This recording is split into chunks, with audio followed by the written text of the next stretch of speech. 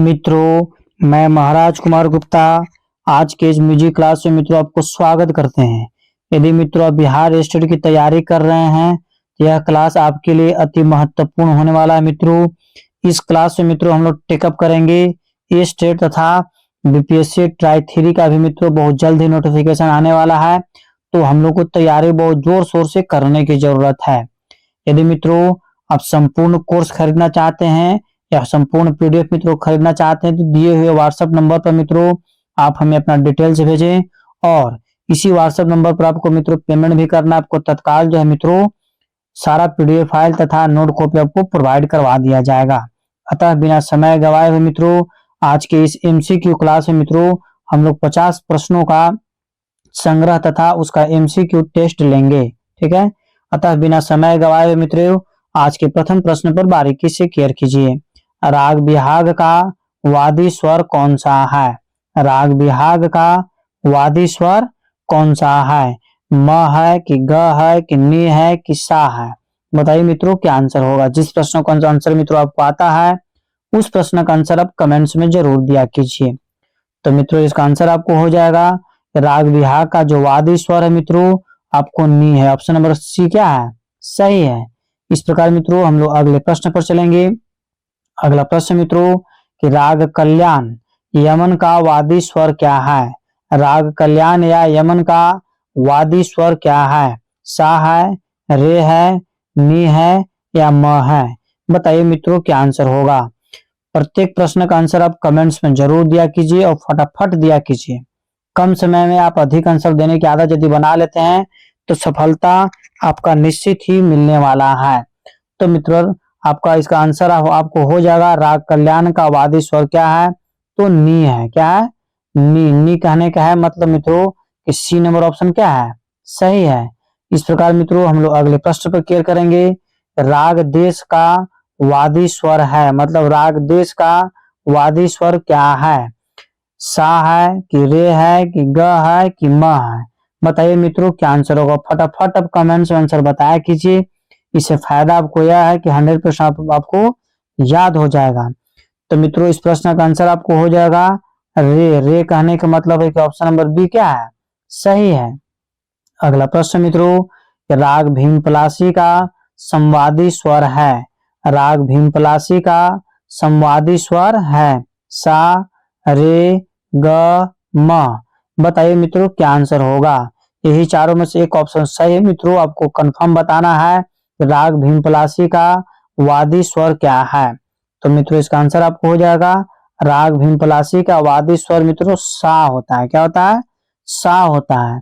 इस प्रकार मित्रों हम लोग अगले प्रश्न की ओर चलेंगे और इस प्रश्न का आंसर मित्रों बताने से पहले हम जरूर बोलेंगे कि प्रत्येक प्रश्नों का आंसर आप कमेंट्स में जरूर दिया कीजिए। इससे फायदा आपको यह है कि 100% आपको रिमेम्बर हो जाएगा। तो मित्रों राग असावरी का संवादी स्वर है। राग असावरी का संवादी स्वर क्या है? सा है, रे है, ग है या म है? बताइए मित्रों क्या आंसर होगा कि राग असावरी का संवादी स्वर क्या है। तो मित्रों इसका आंसर आपको हो जाएगा ग। क्या हो जाएगा? ग कहने के मतलब है कि ऑप्शन नंबर सी क्या है? सही है। इस प्रकार मित्रों हम लोग अगले प्रश्न की ओर चलेंगे। राग केदार का वादी स्वर है। फटाफट मित्रों आप कमेंट्स में आंसर दिया कीजिए। राग केदार का वादी स्वर है म है कि ग है कि प है कि सा है? मित्रों यह आपका एमसीक्यूएस क्लास है, अतः आप फटाफट ऑप्शन जरूर कमेंट्स में दिया कीजिए। राग केदार का वादी स्वर क्या है? तो मित्रों इसका आंसर आपको हो जाएगा राग केदार का वादी स्वर आपका म होता है। क्या होता है? म होता है मित्रों। एपल आंसर क्या है? सही है। अगला प्रश्न को मित्रों हम लोग चलेंगे कि हिंदुस्तानी संगीत में ठाट कितने होते हैं। फटाफट मित्रों आंसर बताइए कि हिंदुस्तानी संगीत में ठाट कितने होते हैं। 10, 12, 20 या 22? मित्रों फट से कमेंट्स में आप आंसर दिया कीजिए। हिंदुस्तानी संगीत में मित्रों ठाट कितने होते हैं। तो मित्रों आपको बताते चलें कि हिंदुस्तानी संगीत पद्धति में मित्रों ठाटों की जो संख्या आपको है 10 है। कितना है? 10 है। ठीक है। अगला प्रश्न मित्रों और एक चीज आपको जरूर हम बताएंगे कि यदि जीवन में सफल होना चाहते हैं तो प्रतिदिन एक टारगेट फिक्स कीजिए और उस टारगेट को पूरा करने में अपना पूरा दिन लगा दीजिए मित्रों। आगे आने वाला समय आपको ऑटोमेटिक सही हो जाएगा। प्रश्न मित्रों कि साडव साडव स्वर समूह में कितने स्वर लगते हैं?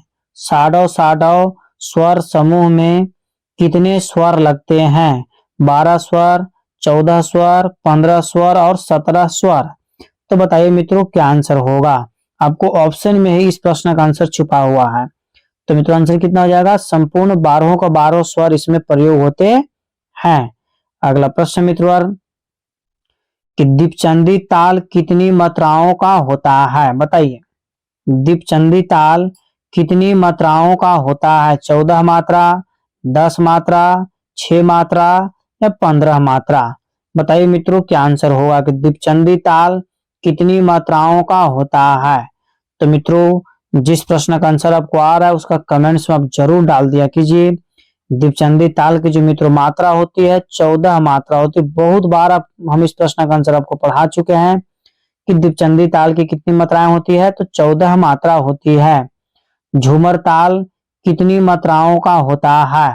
झूमर ताल कितनी मात्राओं का होता है? 14 मात्रा, 6 मात्रा, 4 मात्रा या 7 मात्रा। बताइए मित्रों क्या आंसर होगा कि झूमर ताल कितनी मात्राओं का होता है? तो मित्रों झूमर ताल भी आपको 14 मात्रा की ही होती है और दीपचंदी ताल भी 14 ही मात्रा का है। ठीक है, इस प्रकार मित्रों हम लोग अगले प्रश्न पर चलेंगे। और मित्रों आपसे रिक्वेस्ट है कि बहुत कठिन परिश्रम के बाद मित्रों वीडियो बनाए जाते हैं, अतः चैनल को आप तत्काल सब्सक्राइब कर लें। ठीक है, और यदि जीवन में सफल होना चाहते हैं तो इस वीडियो को स्टडी ग्रुप में जरूर भेजा कीजिए, क्योंकि ग्रुप डिस्कशन से ही आपका तैयारी परम सीमा पर होगा। तो मित्रों प्रश्न हम लोग का है कि मत ताल में कुल कितनी तालियां होती है? मत ताल में कुल कितनी तालियां होती है? 2 ताली, 4 ताली, 6 ताली या 7 ताली। तो मित्रों इसका आंसर आपको हो जाएगा 6 ताली होता है। कितनी ताली होता है? 6 ताली। मत ताल में कुल कितनी तालियां होती है? तो 6 तालियां होती है। मित्रों अगला प्रश्न आपका है कि धमार कितनी मात्रा का होता है? धमार जो है मित्रों उसमें कितनी मात्रा का प्रयोग होता है? 10 मात्रा, 12 मात्रा, 13 मात्रा या 15 मात्रा। बताइए मित्रों क्या आंसर होगा? धमार कितनी मात्रा का होता है? तो जो धमार है मित्रों आपको 13 मात्रा का होता है। ऑप्शन नंबर सी क्या है? सही है। अगला प्रश्न को मित्रों हम लोग चलेंगे। धमार क्या है? बताइए धमार क्या है? एप्पल में आपको ऑप्शन है गायन शैली, बी में आपको ऑप्शन है अंतरा, सी में संचारी और डी में आपका ध्रुपद गायन शैली। बताइए मित्रों क्या आंसर होगा? फटाफट आप कमेंट्स में आंसर दिया कीजिए कि धमार क्या है। तो मित्रों धमार जो आपको है एक प्रकार की गायन शैली है। ठीक है, धमार क्या है? गायन शैली है। अगला प्रश्न की ओर मित्रों ध्यान देंगे हम लोग। थाट की संख्या बताइए, मतलब थाट कुल कितने होते हैं? थाटों की कुल संख्या मित्रों कितने होते हैं? कुछ देर पहले मित्रों आपको हम बता चुके हैं कि थाटों को कुल संख्या कितना होता है। ए में आपका मित्रों 4 है, बी में आपका 6 है, सी में आपका 8 है और डी में आपका 10 है। तो बताइए मित्रों कि थाट कुल कितने होते हैं? तो मित्रों इसी तरीके से फटाफट आप आंसर दिया कीजिए और इस प्रश्न का आंसर आपको याद होना अति आवश्यक है। थाटों को कुल संख्या मित्रों कितना होता है? तो 10 होता है। कितना होता है? 10। इसका आंसर मतलब मित्रों कितना हो जाएगा? डी इसका आंसर क्या है? सही है। अगला प्रश्न मित्रों कि कौन सी गायन विद्या केवल झपताल में गाई जाती है? कौन सी गायन विद्या केवल झपताल में गाई जाती है? कव्वाली, ख्याल, गजल या ठुमरी। बताइए मित्रों क्या आंसर होगा? फटाफट मित्रों आप कमेंट्स में आंसर दिया कीजिए कि कौन सी गायन विद्या केवल झपताल में ही गाई जाती है।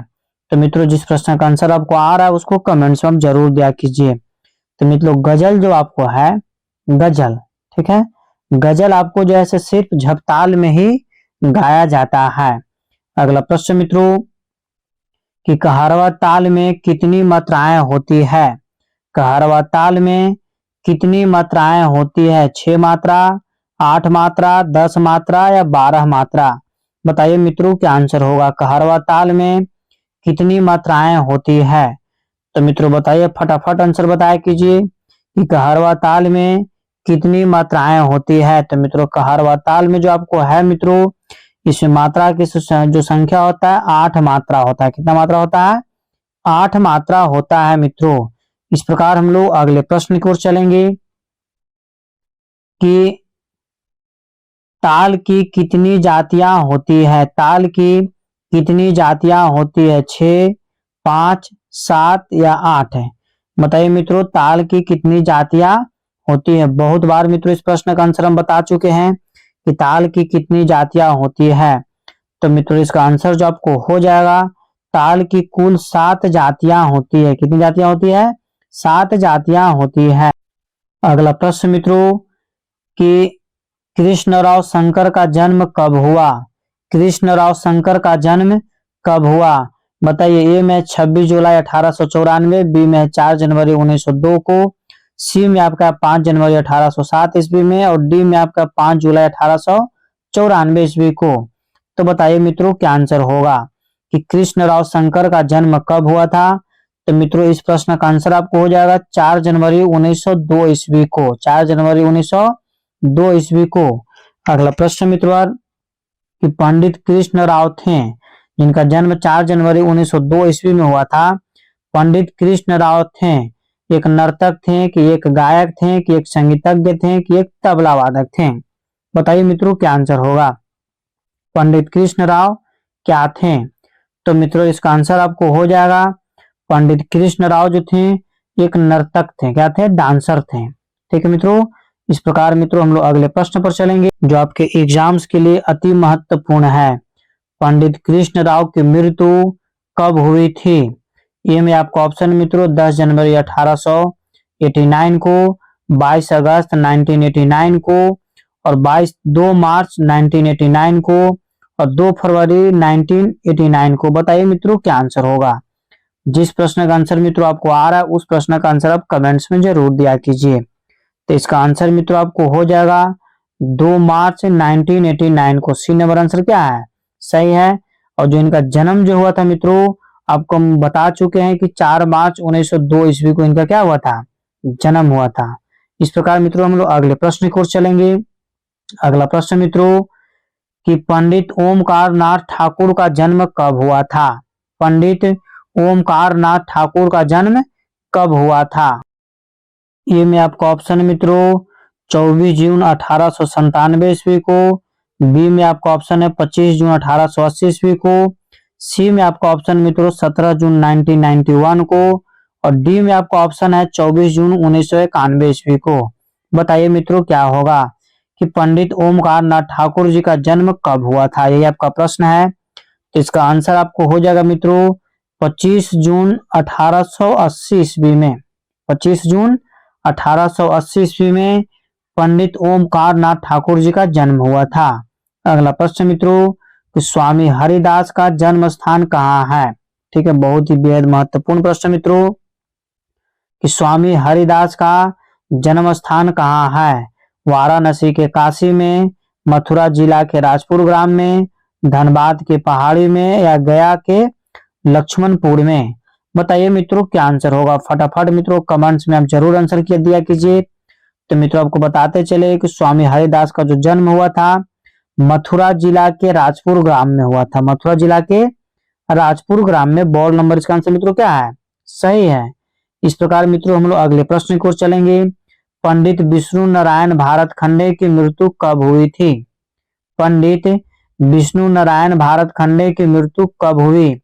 20 अगस्त 1980 ईस्वी को, 19 सितंबर 1936 ईस्वी को, 13 सितंबर 1930 ईस्वी को, और 17 अगस्त 1990 ईस्वी को। बताइए मित्रों क्या आंसर होगा। ठीक है, तो इसका मित्रों आप कमेंट्स में आंसर जरूर दिया कीजिए। इसका आंसर हो जाएगा मित्रों, बहुत बार एग्जाम में इनके बारे में पूछा भी गया है। बी नंबर आंसर क्या है? सही है। 19 सितंबर 1936 ईस्वी में इनका क्या हुआ था? मृत्यु हुआ था। पंडित विष्णु नारायण भारत खंडे जी का मृत्यु मित्रों कब हुआ था? तो 19 सितंबर 1936 ईस्वी को। अगला प्रश्न है आपका, लता मंगेशकर क्या थे। अब कहीं इनका मृत्यु हो चुका है। लता मंगेशकर क्या थे? महान गायिका थे कि महान नर्तकी थे कि महान सरोद वादिका थे या महान बांसुरी वादक थे मित्रों? इस प्रश्न का आंसर आपको कमेंट्स में जरूर देना चाहिए, क्योंकि यह देश के एक बहुत बड़े हस्ती थे। लता मंगेशकर क्या थे मित्रों? आप कमेंट्स में फट से बताया कीजिए। यह जो है से महान गायिका थे। क्या थे? गायिका थे। इन्हें स्वरों की मलिका भी मित्रों बोला जाता है। अगला प्रश्न है कि अलाउद्दीन के पिता का क्या नाम था? अलाउद्दीन साहब के पिता का क्या नाम था? साधु खां, गरीबदास, सुधा खां या गफूर खां? बताइए मित्रों क्या आंसर होगा? फटाफट मित्रों कमेंट्स में आंसर दिया कीजिए कि अलाउद्दीन के पिता का नाम क्या था। तो मित्रों आपको बताते चले कि अलाउद्दीन साहब के जो पिताजी थे उनका बहुत ही अजूबा नाम था, और उनका नाम जो था मित्रों गरीबदास था। क्या था? गरीबदास। मित्रों इनका नाम जरूर गरीबदास था, परंतु संगीत के क्षेत्र में बहुत ही बड़े अमीर थे। अगला प्रश्न मित्रों कि अलाउद्दीन के दादा अर्थात जिनको बाबा हम लोग चलता फिरता भाषा में बोलते हैं, अलाउद्दीन के दादा का क्या नाम था? अलाउद्दीन के दादा का क्या नाम था? गफार खां, मदार खां, अब्दुल खां या कमर खां? बताइए मित्रों क्या आंसर होगा कि अलाउद्दीन के दादा का नाम क्या था? तो मित्रों इसका आंसर आपको हो जाएगा, अलाउद्दीन साहब के जो दादा थे उनका नाम था मदार खां। बोल नंबर से मित्रों इसका क्या है? सही है। अगला प्रश्न मित्रों कि बड़े गुलाम अली खां का निधन कब हुआ? बड़े गुलाम अली खां का निधन कब हुआ था? 27 अप्रैल 1967 ईस्वी में, 25 अप्रैल 1965 ईस्वी को, 23 अप्रैल 1968 ईस्वी को, 25 अप्रैल 1970 ईस्वी को? बताइए मित्रों क्या आंसर होगा? फटाफट मित्रों कमेंट्स में आप जरूर आंसर दिया कीजिए कि बड़े गुलाम अली खां का निधन कब हुआ था। तो मित्रों इसका आंसर आपको हो जाएगा 23 अप्रैल 1968 ईस्वी में बड़े गुलाम अली खां का जन्म इनका निधन हो गया था। अगला प्रश्न मित्रों कि बड़े गुलाम अली खां का जन्म कब और कहां हुआ था? ठीक है, इनका बारे में मित्रों में मृत्यु के बारे में बताया कि 23 अप्रैल 1968 ईस्वी में इनका मृत्यु हो गया था। तो यहाँ पर प्रश्न है कि बड़े गुलाम अली खां का जन्म कब और कहां हुआ था? तो मित्रों 1901 लाहौर में, 1902 पंजाब में, 1905 बनारस में, 1907 कश्मीर में? बताइए मित्रों क्या आंसर होगा? तो मित्रों इसका आंसर जो आपको हो जाएगा 1901 ईस्वी में लाहौर में हुआ था। कहां हुआ था? लाहौर में। ठीक है, इस प्रकार मित्रों हम लोग अगले प्रश्न की ओर चलेंगे। पंडित रविशंकर का जन्म कब और कहां हुआ था? दोनों मित्रों हम इस क्वेश्चन में कब और कहां दोनों एक साथ इसलिए कवरेज कर रहे हैं ताकि आपको कम समय में अधिक से अधिक प्रश्नों का आंसर याद हो जाए। तो पंडित रविशंकर का जन्म कब और कहां हुआ था? मित्रों फटाफट आप आंसर जरूर दिया कीजिए। फटाफट आंसर आपको देने से फायदा आपको यह है आपको 100% याद होते हुए चलेगा। तो मित्रों ये में आपको ऑप्शन है 7 अप्रैल 1920 ईस्वी बनारस में, 10 अप्रैल 1930 पाकिस्तान में, 20 अप्रैल आगरा में। इसमें मित्रों डेट छूट गया है, और डी में आपका इनमें से कोई नहीं। तो मित्रों बताइए फर्स्ट आंसर क्या होगा? या तो ए आंसर होगा ना तो बी आंसर होगा। तो मित्रों पाकिस्तान में तो पाकिस्तान को तो रहने वाले थे नहीं, इस प्रकार इसका आंसर मित्रों क्या छट गया? 7 अप्रैल 1920 ईस्वी बनारस में। 7 अप्रैल 1920 बनारस में इनका क्या हुआ था? जन्म हुआ था पंडित रविशंकर साहब का। अगला प्रश्न मित्रों कि पंडित रविशंकर के पिता का नाम क्या था? पंडित रविशंकर के पिता का नाम क्या था? डॉक्टर श्याम शंकर, बी में आपका डॉक्टर बाबरी दास, सी में आपका डॉक्टर गौतम दास और डी में आपका डॉक्टर शंकर दास? बताइए मित्रों क्या आंसर होगा कि पंडित रविशंकर साहब के पिता का नाम क्या था? तो मित्रों जो इनके पिता का नाम था डॉक्टर श्याम शंकर। क्या नाम था? पंडित रविशंकर साहब के पिता का जो नाम था मित्रों डॉक्टर श्याम शंकर था। और मित्रों इनका जो जन्म हुआ था 7 अप्रैल 1920 ईस्वी में बनारस में हुआ था। कहां हुआ था?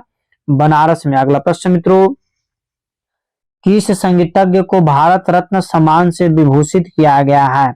मतलब इनमें से कौन से ऐसे संगीतज्ञ हैं जिनको भारत रत्न से सम्मानित किया गया है मित्रों, और वह बिहार के ही रहने वाले थे? बताइए आंसर क्या होगा?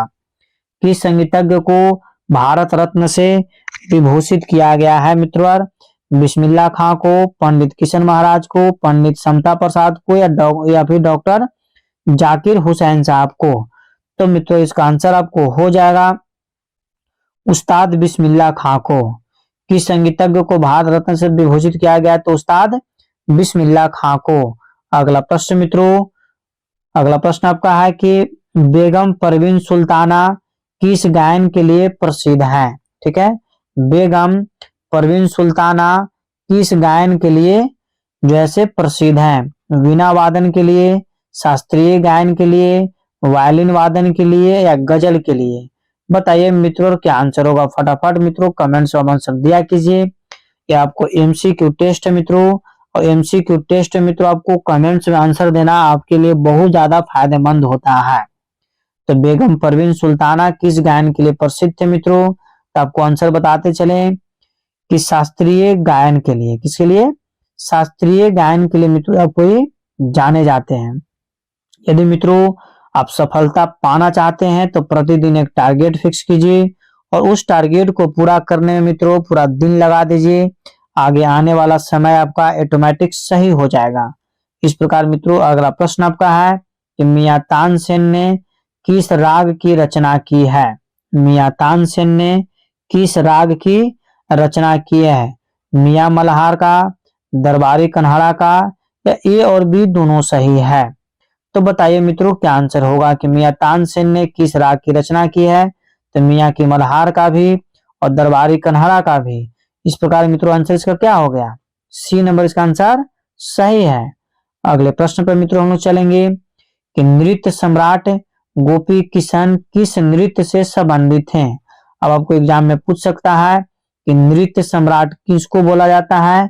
तो गोपी किशन साहब को बोला जाता है। ठीक है, तो गोपी किशन साहब जो थे कौन से नृत्य करते थे?